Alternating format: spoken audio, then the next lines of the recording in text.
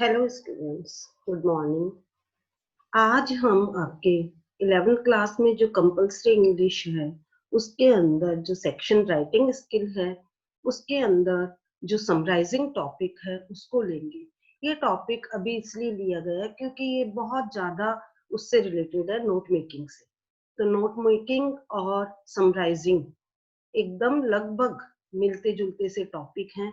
Summarising के अंदर क्या होता है कि हमें एक पैराग्राफ पैसेज दिया जाता है बड़ा, और उसको हमें क्या करना होता है, समराइज यानी कि बहुत संक्षिप्त में लिखना होता है उसको। जो पैसेज हमें दिया गया है, हमारे सामने जो पैसेज है, लगभग उसके 1/3 वर्ड्स को यूज करते हुए उसका साइज गिवन पैसेज का 1/3 ही रहता है।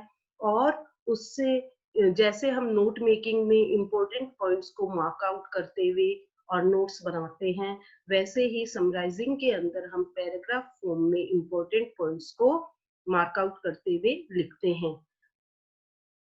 अब देखिए आपके सामने ये पैसेज है जिसमें आपको बताया गया था कि समराइजिंग फॉलोज नोट मेकिंग। जैसा कि आपको बताया कि नोट मेकिंग के अकॉर्डिंग ये चलता है। The purpose of note making is usually for one's own personal reference. Personal reference के हिसाब से ये नोट मेकिंग चलता है। If the main points are to be reported we present a summary.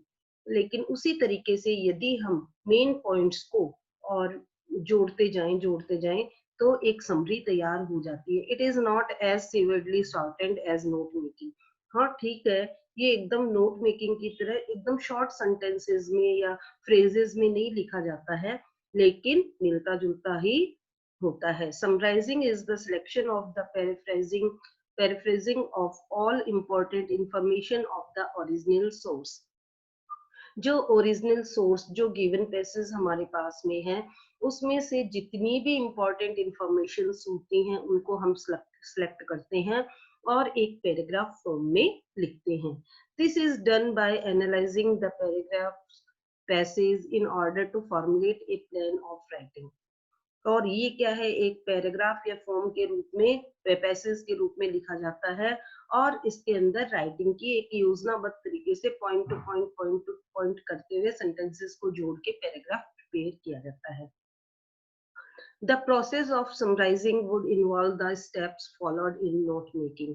जिस तरीके से नोट मेकिंग के अंदर और कुछ इम्पोर्टेंट स्टेप्स को फॉलो किया जाता है, वैसा ही इस समराइजिंग के अंदर है। अंडरलाइनिंग इंपॉर्टेंट आइडियाज को आप छांट लीजिए, अंडरलाइन कीजिए।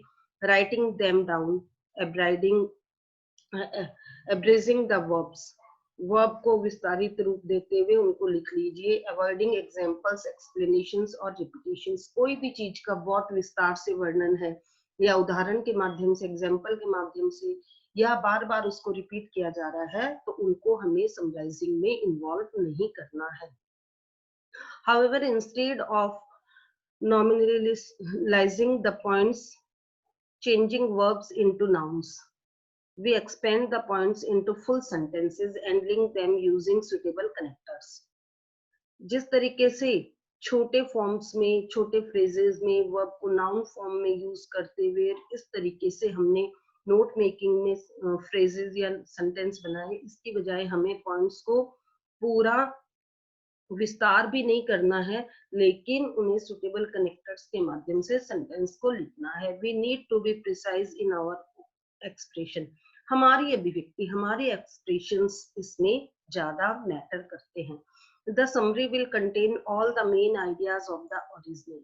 और समरी के अंदर दिए गए पैसेज में जितने भी मेन आइडियाज हैं, जितनी भी उसकी ओरिजिनलिटी है, उसको इन्वॉल्व किया जाता है, वो इंक्लूडेड होनी चाहिए उसमें। अदरवाइज आपकी समरी कोई भी मायने नहीं रखेगी। Practice in using one word for many will help. और वन वर्ड का भी यूज किया जाएगा। जैसे एग्जांपल दिया आपको समझाने के लिए, children who show intelligent far beyond their age. अब ये देखिए आपको इटैलिक वर्ड्स में दिया गया है कुछ, कि children who show intelligent far beyond their age, जो बच्चे अपनी एज से ज्यादा अपनी बुद्धिमत्ता को दर्शाते हैं। तो इनके लिए वन वर्ड यूज किया हुआ है प्रिकॉशियस। और often turn to be mature in adult life। तो इसके लिए सेंटेंस का भाव वही है, लेकिन उस बच्चे की जो विशेषता है, उस बच्चे को हम वन वर्ड में क्या कहते हैं वो यूज किया गया है। हर genius was marked by excellence in the various arts, languages and science। इसके लिए सुटेबल वर्ड है वर्सेटाइल, यानी कि बहुमुखी योग्यताएं जो होती हैं, बुद्धिमताएं होती हैं, उसके लिए ये शब्द यूज किया गया है। तो इस तरीके से हमें सेंटेंस को बहुत बड़ा करते हुए जब हम अपने वर्ड लिमिट्स को बढ़ा देते हैं, तो समराइजिंग के अंदर हमें एक लिमिटेड पैटर्न के अंदर गिवन पैसेज को फॉर्मुलेट करना होता है, जिसमें मेन आइडियाज इन्वॉल्व होते हैं। इसलिए जहां तक एज पॉसिबल एज हमको क्या यूज करना चाहिए, वन वर्ड यूज करना चाहिए। अब यहाँ आपको देखिए एक पैसेज दिया है, इसे हमें बहुत ही केयरफुली पढ़ना है। हमने इसे पढ़ लिया, उसके बाद इसमें से इम्पोर्टेंट पॉइंट्स को हमने ऐसे मार्क आउट किया है, नोट कर लिया। ये सारे इस पैसेज के इम्पोर्टेंट पॉइंट्स हैं। इसके बाद में इसमें यहाँ बताया है कि किस तरीके से समरी यूज की जाएगी। ये समरी यहाँ यूज की जा रही है, ये देखिए पूरी समरी आपको दे दी है। अब आपको एक दूसरा पैराग्राफ और दिया गया है, पैसेज दिया गया है, जिसमें डेजर्ट सहारा के बारे में बताया गया है। इसे पढ़ते जाइए। जब हम इस तरीके से पढ़ लेते हैं, अब ये आपके प्रैक्टिस के लिए है। जो दूसरा पैराग्राफ पैसेज है वो आपके प्रैक्टिस के लिए है। तो हमें फर्स्ट पैसेज की जो समरी है उसको समझते हुए और सेकंड पैसेज की समरी को जहां तक हो सकता है अपने वर्ड्स में लिखना है। समरी में ज्यादा चीजें वो मैटर नहीं करती हैं। आप एक सुटेबल टाइटल लेंगे अकॉर्डिंग टू द पैसेज, जो कि हमें उसकी स्टार्टिंग के पैराग्राफ से ही समझ में आ जाता है कि इस पैसेज के अंदर किस चीज का डिस्क्रिप्शन आया है। और इम्पोर्टेंट पॉइंट्स को मार्क आउट करना है, उनको नोट कर लीजिए अलग से।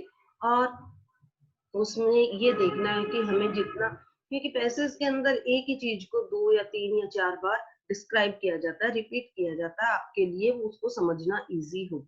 लेकिन हमें उसमें से केवल और केवल समराइजिंग के अंदर मेन थीम को ही लिखना होता है। पूरे बार बार जो चीज रिपीट हुई है उसे हमें समराइजिंग में रिपीट नहीं करना है। और जहां तक पॉसिबल हो किसी व्यक्ति के बारे में या किसी वस्तु के बारे में बहुत मतलब डिटेल में एक्सप्लेन किया गया, तो उसके लिए वन वर्ड का यूज किया जाना चाहिए, जैसे यहाँ आपको 2 सेंटेंसेस के माध्यम से बताया गया है। तो इस तरीके से आपकी एक तो वोकैबुलरी भी शार्प होगी, वन वर्ड की भी नॉलेज होगी, और आपकी समराइजिंग जो है बहुत ही अट्रैक्टिव और इफेक्टिव भी होगी। तो ये जो समराइजिंग और नोट मेकिंग है, इसका जो स्टैंडर्ड होता है वो बच्चे की या स्टूडेंट्स की जो लैंग्वेज की अप्रोच होती है उसको भी दर्शाती है कि इस स्टूडेंट की लैंग्वेज पे मतलब कैसी अप्रोच है। तो इस तरीके से हम अपने इस समराइजिंग के टॉपिक को कंप्लीट करते हैं। मुझे लगता है कि इस एक एग्जाम्पल के माध्यम से आपको ये टॉपिक क्लियर हो गया होगा। और ये टॉपिक लेने का मेन एम यही था कि आप इसमें ज्यादा से ज्यादा इसको समझ सके, क्योंकि नोट मेकिंग से जुड़ा हुआ ही समराइजिंग टॉपिक है। दोनों ही बहुत रेयर इसमें डिफरेंस है, एकदम एकदम माइनर डिफरेंस है। तो इसलिए आप इस टॉपिक को अच्छे से समझिए, और फिर भी इन केस यदि आपकी कोई डाउट्स हैं तो आप इसको क्लियर कर सकते हैं।